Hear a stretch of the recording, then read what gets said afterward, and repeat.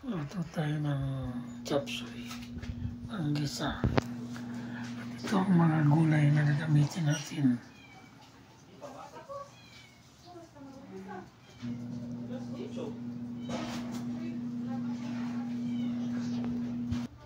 At ito ang pangsahog, iwa-iwain natin. Umpisahan natin iluto ang chop suey. Sisi muna natin yan bago tayo mag-gisa. Gisa natin sa sariling mantika.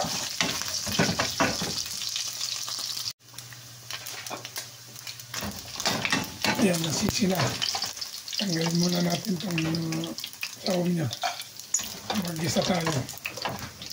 Saka natin babalik mamaya.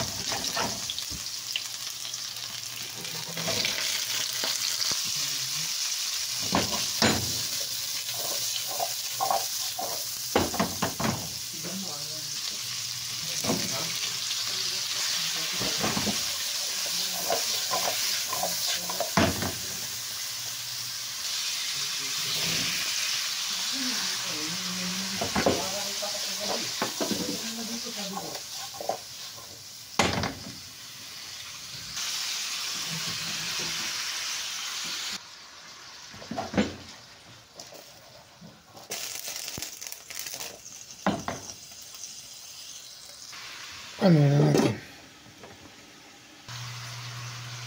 Ang huli, repolyo at chickpeas.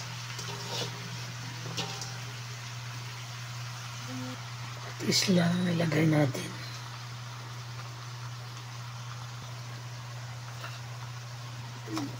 Huli natin. At hindi na pwedeng puno na eh.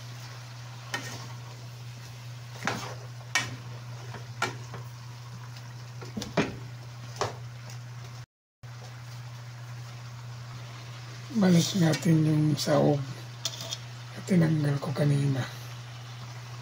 Lagyan natin ng tubig. Pinakasabaw. Ayan, luto na ang ating chop suey. Lagyan ko pala ng cornstarch, pampalapot ng sabaw. Ayan, luto na. Pwede na kumain. Kain na tayo.